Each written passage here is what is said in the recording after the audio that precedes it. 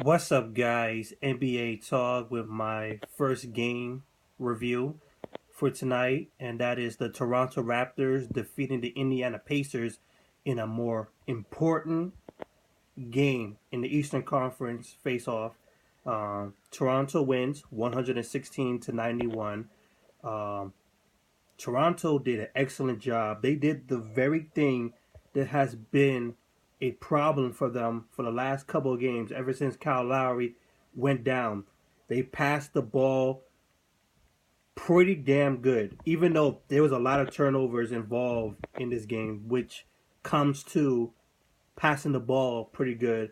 A lot of times, eventually, you're going to turn the ball over a lot. And they did. Like 16 times they turned the ball over, but the passing was pretty good to help them push over the edge. They scored big in this game, while the Indiana Pacers struggled to do theirs.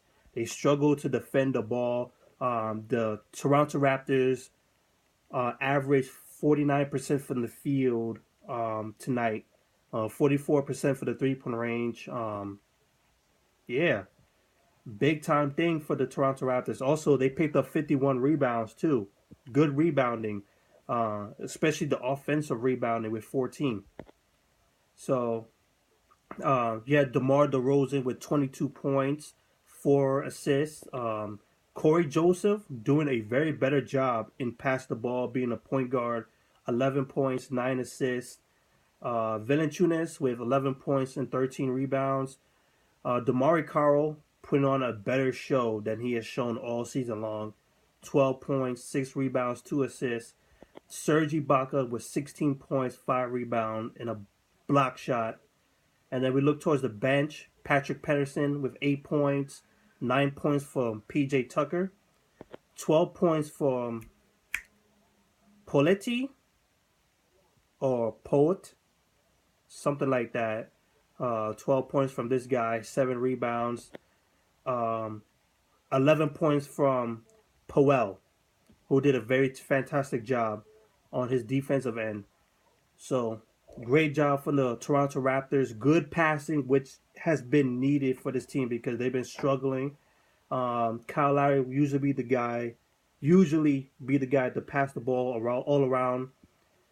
Good thing that these guys are starting to learn to pass the ball well together. That's what they need moving forward against other teams like the Indiana Pacers, the Wizards, the Boston Celtics, the Cavaliers. They need to able to pass the ball good together, work as a team. So that's it for the Toronto Raptors. The Indiana Pacers struggling on the defensive end. That's been their problem all season long. Paul George with 18 points, only 3 points from Miles Turner, and he played 29 minutes. Jeff Teague with 16 points, 7 assists, 16 points from Thaddeus Young. And then off the bench, you have Monty Ellis with 10 points, Glenn Robinson with only 3 points, Al Jefferson only played 3 minutes. Just a couple guys not really showing up. 41% from the field, 33 rebounds, 22 assists, 13 turnovers. That's pretty much a wrap. This really hurts the Indiana Pacers, who are currently 6th place in the Eastern Conference. They're 5 for 5 in their 10 games now. Excuse me. Milwaukee are right behind them by 1 game down. Milwaukee's down by 1. Detroit Pistons down by 1. Miami Heat down by 1. And Chicago down by 2. So you got a whole bunch of guys. If you don't take it seriously, Indiana, your asses are going to be out of the playoff picture by at least by 1 game.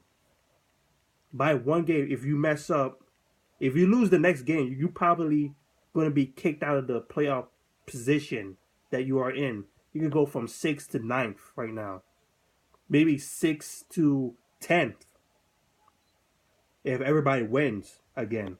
So Indiana, you got to keep it up, man. You have to start getting yourself up right now.